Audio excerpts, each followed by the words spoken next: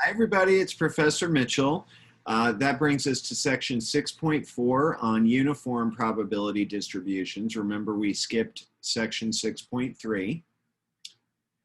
With the continuous uniform probability distribution, the probability of any interval in the distribution is equal to any other interval with the same width. So that's not true, for example, with the normal distribution.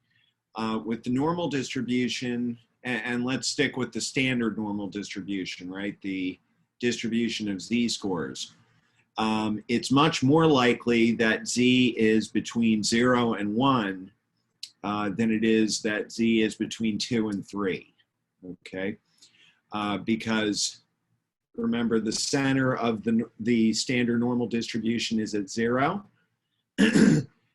So in your normal distribution, outcomes close to the mean are more likely than outcomes far away from the mean. With a uniform probability distribution, that's not true. As long as you're within the range of possible values for the distribution, then all of those intervals of the same width have the same probability.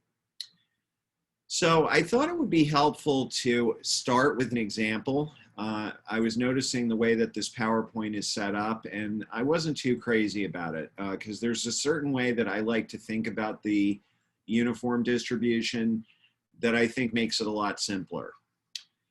So suppose that during certain time periods at JFK Airport in New York City, passengers arriving at the security checkpoint have waiting times that are uniformly distributed between 0 minutes and 5 minutes, as illustrated in the figure that you see right here. So all of the different possible waiting times between 0 and 5 minutes are equally likely. Now I want to talk about this figure for just a second. So this green line going across is called a density curve. Every continuous probability distribution has one of these. For the normal distribution, it's your bell curve. So when we find the probability of a certain interval under this curve, it will be the area under that curve. So we want this curve to be above the interval from 0 to 5 because those are all the possible outcomes. And remember, we're talking all real numbers between 0 and 5, not just 1, 2, 3, 4. All right. The reason for the 0.2 here is because notice that this figure is a rectangle. Because the possible outcomes are from 0 to 5, that means the length of the rectangle is 5. And we need the area of the rectangle to be 1 because that is a requirement of a probability distribution, is that its total area has to be 1.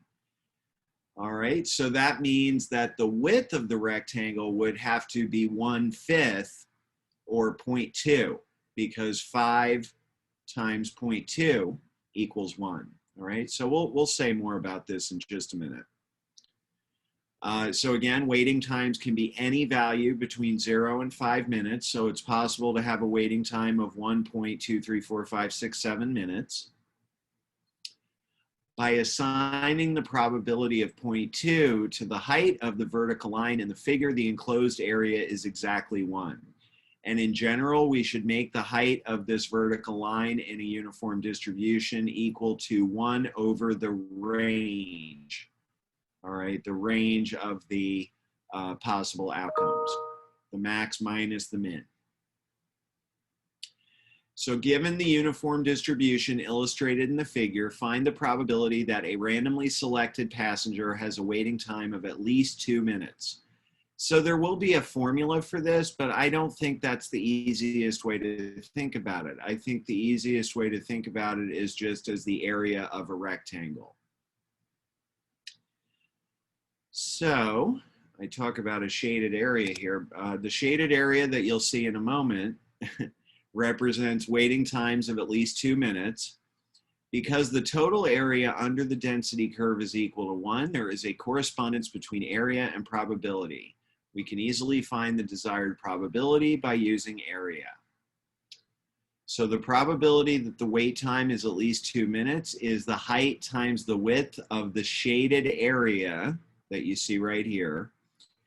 The height of that shaded area is 0.2, and the width is 3, which comes from 5 minus 2.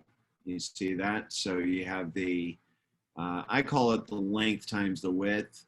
The length of the rectangle is 3, the width of the rectangle is 0.2. Okay? Just area equals length times width is the key to this whole section. Well, almost this whole section. So the probability of randomly selecting a passenger with a waiting time of at least 2 minutes is 0.6, which comes from 0.2 times 3. Okay, so they had started right off with this, and I thought, that's not going to make a whole lot of sense, I don't think, unless we do an example first. So the formula for the continuous uniform probability density function is f of x equals 1 over b minus a for x between a and b, and is equal to 0 outside the interval from a to b. Okay. All this is if you were to graph this function, it would be a horizontal line segment sitting over the interval from a to b, and then the rest of it would just sit right on the x-axis. Okay, so pretty much like what you were just looking at, where a is the smallest allowable value of the continuous random variable and b is the largest allowable value. All right, and again, I have never thought of it this way in my whole life. The probability that a particular x value is between two given values called x1 and x2. You do x2 minus x1 and divide by b minus a. But I recommend draw the rectangle and shade in the part of the rectangle that you want.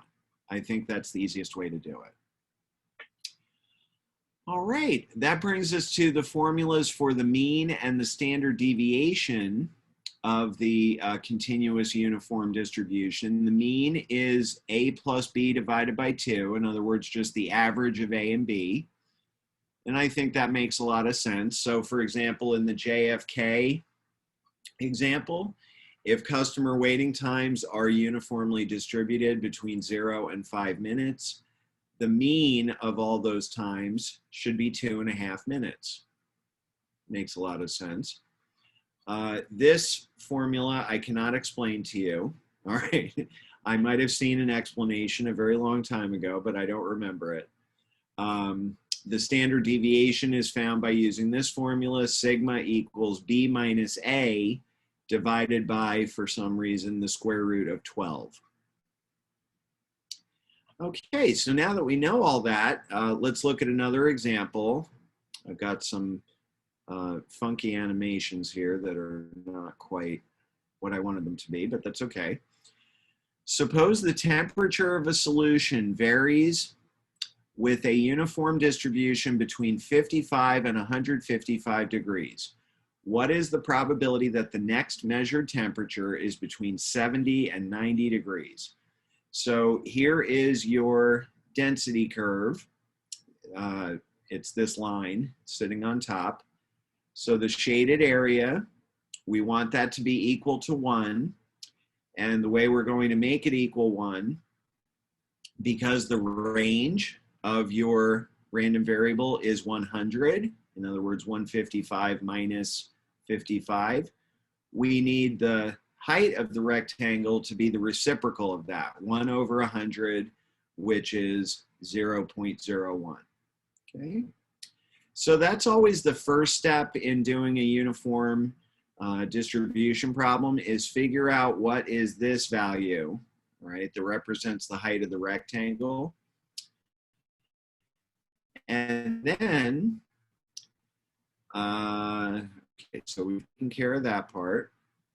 Oh, okay, this is just where they figured out the 0.01, so we've already done that part. The probability that the next measured temperature is between 70 and 90 degrees.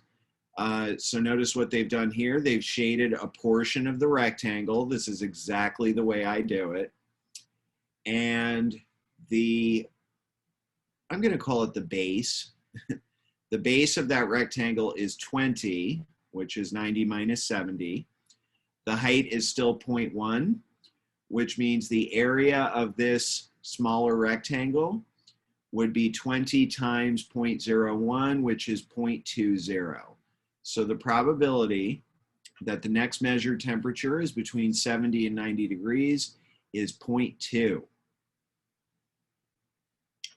What are the mean and standard deviation of the temperature? Well, the mean is A plus B divided by 2, which comes out to 55 plus 155 divided by 2, which is 105. Okay, so on average, the temperature of this solution is 105 degrees.